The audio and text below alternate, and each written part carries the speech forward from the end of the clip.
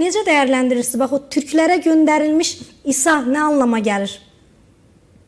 İlk öncə ondan başlamaq lazımdır ki, sizin də bir qədər öncə qeyd etdiyiniz kimi Suriyada Əsəd rejiminin devrilməsindən sonra qurulan yeni hökumət, yəni Əş-Şaranın artıq hökumət kabinetini elan etdi və deməli 22 nəfərlik hökumət kabinetinin tərkibində xüsusilə diqqət çəkən məqam həm dini, həm də etnik azlıqlara yer verilməsidir. Xüsusilə burada Ələvilərə, eyni qayda xristiyanlara, Durzilərə və təbii ki, Kürdlərə yer verildi. Bundan başqa təbii ki, diqqət çəkən məqam elə burada türkmənlərə yer verilməməsi idi. Bu əslində Əl-Şara hökuməti üçün çox ciddi bir negativ idi. Çünki həmin bu Əsədin devrilmə prosesində ən çox paya sahib olan etnik azlıq məhz türkmənlər idi. Və elə əsas vurucu qüvvə də, Türkiyənin də daha çox dəstək verdiyi qüvvə də məhz türkmənlər idi. Və çox təəssüf ki, bu türkmənlərə bu hökumət kabinetində yer verilməmişdi. Sayıları da kifayət qədər də həm də nəzərə almaq lazımdır. Bəli, kifayət qədər. Hətta belə deyim, Suriyada üçüncü ən çox etnik, belə deyim, etnik məhz türkmənlərdir. Bu əslində kifayət qədər mühüm bir məsələdir və həm belə deyək, hökumətin dəyişmə prosesində, Əsədin devrilmə məsələsində, həm də müharibədə önəmli bir paya malik olan türkmənlərə yer verilməməsi müəyyən narazılıqlar yaratdı. Bu narazılıqlar həm Suriya daxilindəki türkmənlərdən artıq səslənməyə başlamışdı, həmçinin də ölkə xaricində, xüsusən türkdilli ölkələrdə və digər ərəb ölkələrində yaşayan türkmənlər tərəfindən ciddi şəkildə rezonans doğurdu. Və diqqət çəkən məqam nə idi? Əl-Şaranın məhz Türkiyə səfərindən sonra belə bir təyinat verməsidir. Mən əslində bir yazıda bu məsələyə xüsusilə qeyd etdim ki, görünür bu məsələ Türkiyənin xüsusi marağında olubdur. Yəni, məhz Fehim İsa'nın Müdafiə Nazirinin köməkçi və Şimal qüvvələrinin komandanın təyin edilməsi məhz Türkiyənin dəstəyi ilə bağlıdır və burada həm də xüsusi bir qeyd verim, böyük ehtimalla bu MHP lideri Dövlət Baxçanının Ərdoğandan və Ərdoğanın da Əl-Şaradan istəyi ilə bağlı olubdur. İndi burada iki önəmli məqama toxunmaq lazımdır. Birincisi, bu təyinat türkmənlərin narazılığını aradan qaldırmaq hesablanıb ki, yerində və doğru addımdır. Hətta digəri gecikmiş bir addımdır. İkinci bir məsələ isə artıq türkmənlərlə münasibətin normallaşacağı üçün Kürdlərin məsələsi var. Daha doğrusu, PKK-nın Suriya bağlantısı olan YPG və PYD-nin artıq Suriyadan belə desək təmizlənmə məsələsi. Hazırki məntəqələrdə, yəni Suriyanın şimal-şərq vilayətlərində bizim Deir az-Zor dediyimiz ərazidə Rojava Kürdləri yaşayır. Rojava Kürdlərinin də içərisində PYD və YPG-yə kifayət qədər dəstək verənlər var. Artıq Suriya hökumətinin tələbi ilə müəyyən yerlərdən onlar çıxarılsa da, tam mənasında bir çıxarılışın olduğunu deyə bilmərik, hələ də hakim olduqları mövqelər var və məhz belə deyək, bu mövqelərdən çıxmayacaqları təqdirdə ölkə daxilində müəyyən antiterror əməliyyatları da başlaya bilər ki, bax belə bir dönəmdə bu türkmən rəhbərin orduda belə bir önəmli posta gətirilməsi təsadüfi olmadığını düşünürəm. Yəni bu həm də ehtimal antiterror əməliyyatları fonunda təcrübəli bir komandana, döyüş bacarığı olan bir türkmən liderə təhvil verilməsi idi. Yəni bu iki əsas səbəbdən biz bu təyinatın nə üçün olduğunu aydın təsəvvür yarada bilirik. Bəli, Türkiyənin eyni zamanda özünün təhlükəsizliyini təmin etməsi baxımından da Suriya ilə hazırki hökumətlə, Əhməd Əl-Şara ilə bu cür əlaqələrin, təmasların güclənməsi önəm daşıya bilər və nəzərə almaq lazımdır ki, Suriyada bilirik ki, bir çox qüvvələrin maraqları toqquşmaqdadır və Türkiyə ilə də xüsusən marağı toqquşan qüvvələr məhz Kürd kəsimi üzərindən, terrorçu qruplaşmalar üzərindən Ankaranın təhlükəsizlik maraqlarına zid addımlar atmaqdadılar. Bu prosesdə o zaman biz bir Türkiyənin lehinə bir irəliləyişin olduğunu sezə bilərik, deyilmi? Əlbəttə, mövcud hakimiyyət əslində başda hakimiyyətləri olmaqla ölkədə sabitlik, eyni zamanda qərblə təmasların qurulması, paralelində adi məsələn Azərbaycanla təmasların qurulmasında Türkiyəyə çox şey borcludur və hələ də nəzərə almaq lazımdır ki, Suriyada mərkəzi hakimiyyət o qədər də güclü deyil. Bəli, hökumət qabiliyyətli etnik azlıqlara, dini azlıqlara yer verildi.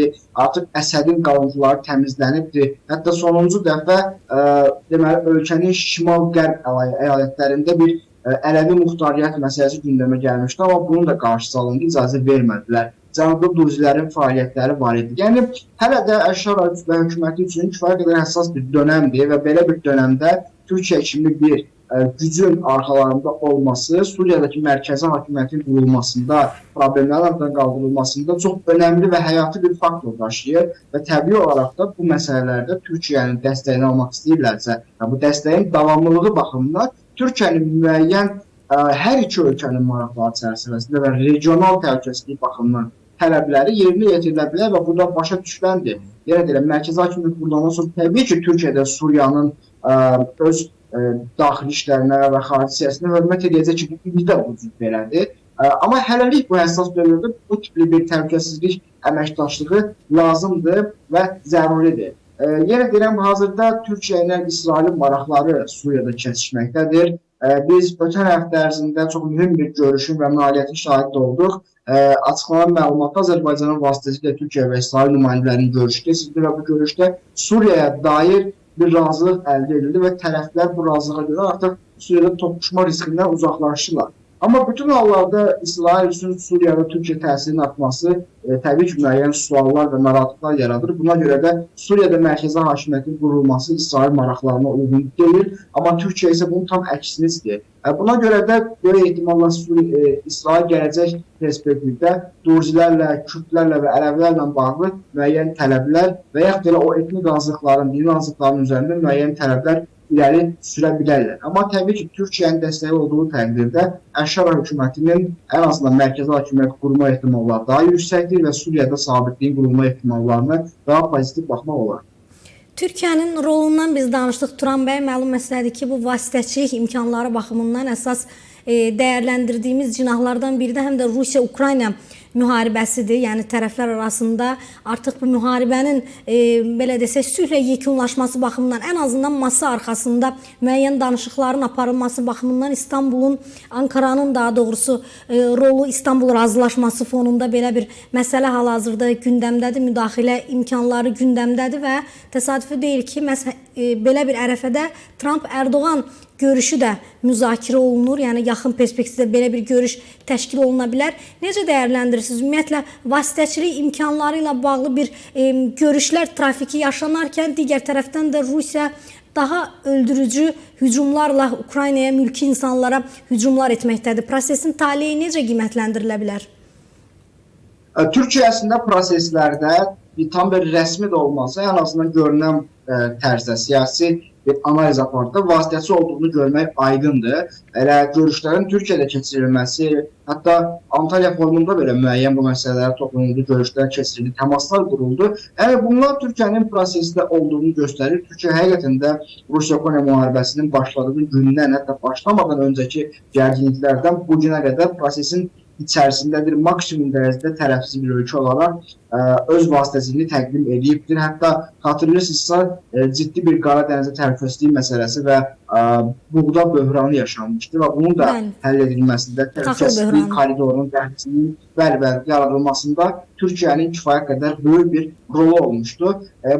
Əslində bu uğurlar da Amerikanın diqqətindən yayınmayıb və Trump hakimiyyətinin də Erdoğan hakimiyyətinə daha loyal olması, əməkdaşlığı daha maraqlı olması və bu məsələnin həllində Türkiyəyə də pay verməsi hesab edirəm məsələnin gələcəyə baxımından müsbət versiyalar irəli sürməyə əsas verir. Amma sizin də qeyd etdiyiniz kimi, həqiqətən də son zamanlar Rusiyanın Ukraynada əməliyyatları intensivləşib və cənub istiqamətindən faktiki olaraq bir əməliyyatların başladığını da biz deyə bilərik. Artıq müəyyən yaşayış məntəqələrinə balistik raketlərdən hücumların olduğu da var. Bu, əlbəttə ki, müharibənin gedişatı və sülhlə bağlı da negativ versiyalar ortaya çıxarır. Amma bilirsiniz, indi biz məsələyə bir tərəf işğalçıdır, bir tərəf məzlumdur prizmasına baxmamalıyıq. Mövcud vəziyyətdə danışdığımız məsələ nədir? Rusiya-Ukrayna müharibəsi ən azından mənim təbirimcə desək, mən bir sülh olacağını deyil də, atəşkəs razılaşması olacağını düşünürəm. Çünki Amerika indiki məqamı daha həssas məsələlərə fokuslanmaq istəyir. Elə bunlardan biri İran-İsrail gərginliyi və İranla nüvə danışıqlarıdır, Çinlə iqtisadi rəqabətlərdir, yeni yaranan fürsətlərdən istifadə məsələsidir, daxili məsələlərdir. Belə bir həssas dönəmdə ən azından Trump Amerikanın iqtisadiyyatını normallaşdırmaq üçün müharibələri və hərbi xərcləri azaltmaq istəyir. Və belə olan təqdirdə də əsas hərbi xərclərin və əsas belə deyək, pulun sərf edildiyi müharibənin, yəni Rusiya-Ukrayna müharibəsinin müvəqqəti, yəni gələcək etaba təxirə salınması lazımdır. Buna görə də bir atəşkəs razılaşması lazımdır. Mən hesab edirəm ki, mövcud proseslərdə Amerika Birləşmiş Ştatları əslində bir qədər də Rusiyaya şərait yaradır ki, Ukraynanı biraz da küncə sıxışdırsın və danışıqlarda biraz da belə deyək, tələblər irəli sürsün ki, bugünə qədərki tələblərə Ukraynaya gətirə bilirsiniz. Bilirsiniz, aydın məsələdir ki, Ukrayna torpaqları işğaldadır və Rusiya da işğalçı dövlətdir və təbii olaraq yenə hər ölkə kimi Ukrayna da işğalla barışmaq istəmir. Buna görə də ABŞ-ın təklif etdiyi atəşkəs razılaşmasını mövcud şərtlərdə qəbul etmək istəmir. Bu əslində bir qədər bununla bağlı müqavimətdir və bu müqaviməti qırmaq üçün də Amerika özü təzyiq edə bilməyəcəyi üçün Rusiya üzərindən bu təzyiq edilir. Nəticə etibarilə də Ukraynanın danışıqlar masasına qaytarılmağa çalışılır. Hətta belə də deyə bilərik, Zelenski-Trump danışıqlarını xatırlayırsınızsa, bir qədər Zelenskinin burada Trumpa qarşı münasibətləri də heç yaxşı olmamışdır. Bu həm də Trumpın Rusiya üzərindən Ukraynaya cəza tədbirləri olduğunu da deyə bilərik. Nəticə etibarilə mövzunu ümumiləşdirsə deyə bilərik ki, Amerika Birləşmiş Ştatları Türkiyənin də vasitəsilə ilə bu məsələdə nəhayətə gəlməsini istəyir. Ən azından mövzu reallıqlar çərçivəsində bir atəşkəs sazişi imzalana bilər. Amma ölkə başçısı Prezident İlham Əliyevin də ADA Universitetində keçirilən konferansda dediyi kimi, mən də bu fikirlərlə %100 razıyam ki, Rusiya-Ukrayna arasında atəşkəs sazişi müvəqqəti olacaqdır və bu gələcək perspektivdə daha şiddətli müharibənin başlanmasına gətirib çıxara bilər. Yəni, bizim Ermənistanla imzaladığımız atəşkəs razılaşması necə ki, sadəcə simvolik bir məna daşıdır, Rusiya ilə Ukrayna arasındakı atəşkəs razılaşması da məhz belə bir şey olacaq və Amerika belə deyək, geosiyasi vəziyyət onun lehinə çevrildiyi bir zaman və problemlərini həll etdiyi bir zaman böyük ehtimal Ukrayna üzərindən Rusiya yenidən müharibə məsələsinə fokuslanacaq.